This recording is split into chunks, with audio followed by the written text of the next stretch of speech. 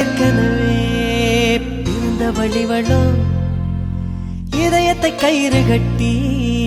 இழுத்த வழிவளோ ஒளி சிந்தும் இரு கண்கள் உயிர் வாங்கும் சிறு இதழ்கள் என்னுள்ளே ஏதேதோ செய்கிறதே